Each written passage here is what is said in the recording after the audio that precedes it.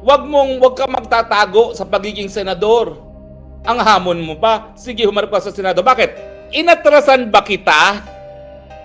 Meron ka bang nakuha nung 3 beses sa pagharap ko sa inyo? 2 beses sa pagharap ko sa inyo? Di ba wala? Hindi ka nga makasagot pag ako sumagot Ang gusto mo, tumahimik lang ako ng tumahimik. At ikaw lang magdakdak ng magdakdak. Dahil binabasa mo lang naman ang dinadakdak mo at hindi mo naman naintindihan ang sinasabi mo. Tik ka! Plastic! Diba?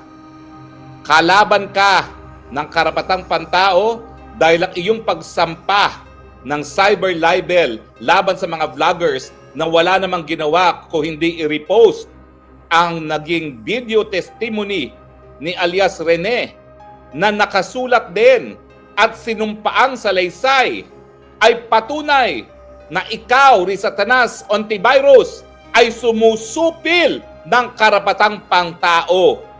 Na ikaw ay kabahagi ngayon ng diktadoryang Marcos Jr.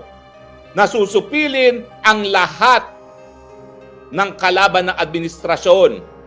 Na ikaw, Rizatanas Ontiveros, bagamat ang simula mo ay tagapagtaguyod ng karapatang pantao, ay ngayon kabahagi na ng malawakang panunupil ng karapatan ng mga mamamayang Pilipino.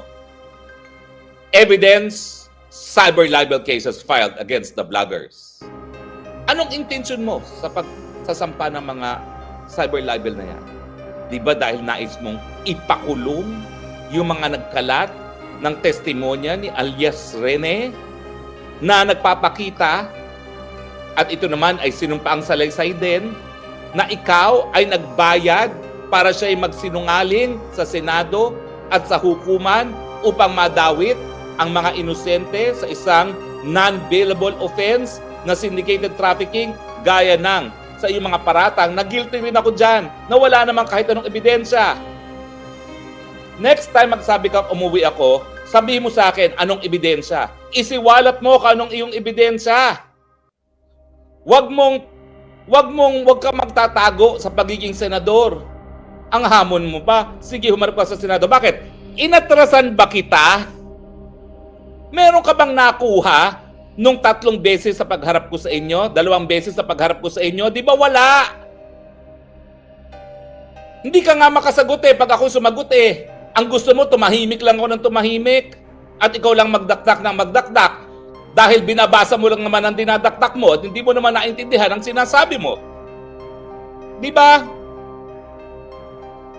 Ngayon, sa iyong pagsampa ng cyber libel, lahat yung mga goody-goody friends mo, hindi na maitatanggi. Lahat kayo manunupil ng karapatang pantao dahil ang cyber libel sang-ayon sa UN Committee on Human Rights ay labag sa karapatan ng malayang pananalita. You are a human rights violator. Shame on you! Bukod pa doon sa ginagawa mong nagtatanim testigo, nagtatanim ebidensya, sang-ayon kay alias Rene. Sabi mo, magsasampa ka ng kaso labang kay Rene. Ba't di mo gawin? Para mapatunayan mo na hindi mo nga gawain yan. Pero yun na nga paano mo naman hindi mapapaniwalaan ng isang tao na nabayaran na nakapagtestigo na pinoprotektahan na ng gobyerno? Pero dahil nga, yung tawag ng konsyensya, nagsiwalat ng katotohanan. At ano naman ang mahihita mo kung mapakukulong mo nga itong mga vloggers na ito? Sa tingin mo ba, kung yung mga vloggers na dinimanda mo ay makukulong, matatahimik na yung buong bansa sa pagtatanong? Totoo ba yan, Rizatanas Ontiveros, na nagtatanim ebidensya ka, nagtatanim testigo ka?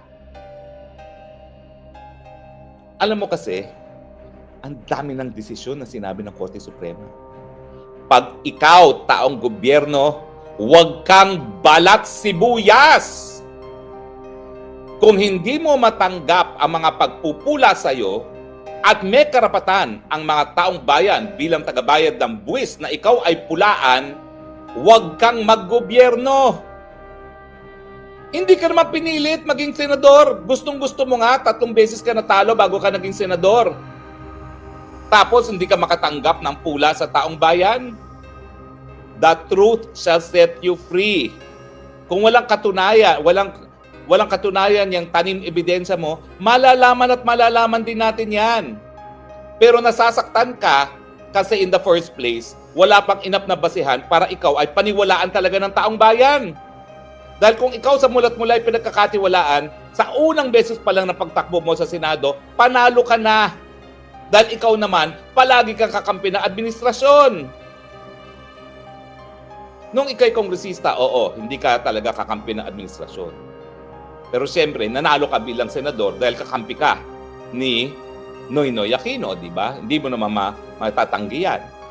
At pinagsasabi nga na dapat pag-aralan kung paano mo nagamit yung PhilHealth. Na alam naman natin na ang pondo ng PhilHealth hanggang ngayon ay ginagamit sa lahat ng bagay except para sa kalusugan ng mga mamamayan. Nais mong supilin ang mga pula sa iyo dahil alam mo sa mulat-mula, hindi ka tanggap ng taong bayan. Nahalal ka lang dahil nagkaroon ka ng sapat na pera, sapat na endorsement ng isang administrasyon na nakaupo, kaya ikaw nahalal. Yun ang katotohanan. Kaya gusto mong patahimikin lahat ng iyong mga kritiko ngayon. Dahil kung hindi yan ang talagang pakay mo, hindi ka magdidemanda ng cyber libel. Dahil malinaw na malinaw, kung ikaw ay talagang tagapagtaguyod ng karapatang pantao, alam mo na ang cyber libel ay panunumpil ng karapatang pantao. Ngayon, malinaw na ha. Hindi lang sang-ayon kay alias Rene na binaboy mo ang proseso ng Senado sa pamamagitan ng pamimili ng testimonya. Sana nga mapatunayan mong hindi katotohanan yan. Dahil kung hindi, dagok yang hindi lang sa'yo, kundi sa institusyon ng Senado. Sa ating demokrasya, mantakin mo. Halos sagrado ang Senado, tapos bababuyin mo sa pamamagitan ng tanim ebidensya. At ngayon, wala nang kaduda-duda sa pagsampa mo ng cyber libel. Kalaban ka ng karapatang pantao. Anyway, maraming salamat po sa inyong patuloy na pagtangkilik. Hanggang bukas po, ang Spokes ng Bayan na naha-high blood na naman. I love you, Philippines. You're the only country that I have. You're the only country that I love. God bless the Philippines. And maraming salamat po muli sa inyong patuloy na pagtangkilik. Bye!